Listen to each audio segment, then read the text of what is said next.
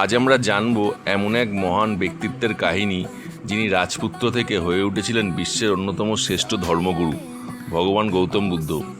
খ্রিস্টপূর্ব প্রায় 563 সালে নেপালের লুম্বিনী নামে এক স্থানে জন্মগ্রহণ করেন গৌতম বুদ্ধ বা সিদ্ধার্থ। তার পিতা ছিলেন শুদ্ধোধন, তিনি একজন শাক্য বংশের রাজা ছিলেন, এবং মাতা ছিলেন মহামায়া দেবী।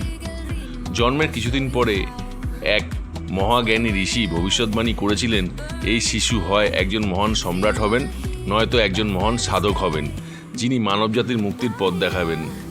তার পিতা তাকে সব দুঃখ কষ্ট থেকে রাজকীয় বিলাসিতার মধ্যে বড় করে তুলেছিলেন গৌতম বুদ্ধকে।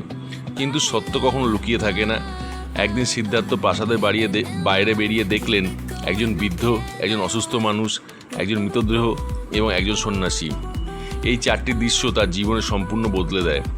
তিনি বুঝতে পারলেন জীবনে দুঃখ আছে, মৃত্যু আছে, এবং এই দুঃখ থেকে মুক্তি পথ খুঁজে বের করাই আসল লক্ষ্য। 29 বছর বয়সে তিনি স্ত্রী যশোধরা ও পুত্র রাহুলকে ছেড়ে রাতের অন্ধকারে প্রাসাদ ত্যাগ করেন এবং শুরু হয় তার আত্ম অনুসন্ধানের পথ। তিনি বিভিন্ন ধর্মগুরুদের কাছে শিক্ষা নেন, কঠোর তপস্যা করেন, এমনকি দীর্ঘদিন না খেয়ে থেকেও আত্মজ্ঞান অর্জনের চেষ্টা করেন। কিন্তু তিনি বুঝতে পারেন অত্যাধিক ভোগ এবং অত্যাধিক কষ্ট কোনোটিই মুক্তির পথ নয়। এরপর তিনি মধ্যম পথ ধারণা গ্রহণ করেন। বোধগয়ায় এক বটগাছের নিচে তিনি সংকল্প নিলেন, যতদিন না পর্যন্ত তিনি সত্য জানবেন ততদিন পর্যন্ত এই স্থান ত্যাগ করবেন না। অনেক দিন ধ্যান করার পর অবশেষে 35 বছর বয়সে তিনি লাভ করলেন বোধি বা জ্ঞান প্রাপ্তি, এবং তখনই তিনি হয়ে ওঠেন বুদ্ধ, অর্থাৎ জাগ্রত ব্যক্তি।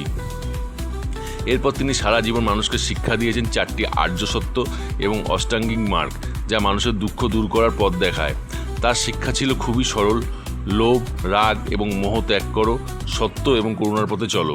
80 বছর বয়সে কুশিনীনগরে তিনি মহানির্বাণ লাভ করেন, অর্থাৎ জন্ম মৃত্যুর চক্র থেকে তিনি মুক্তি পান।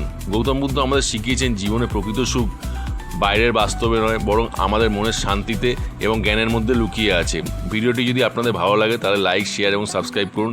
এমন আরও আধ্যাত্মিক গল্প জানতে আমার চ্যানেলটি সাবস্ক্রাইব করতে ভুলবেন না। ধন্যবাদ।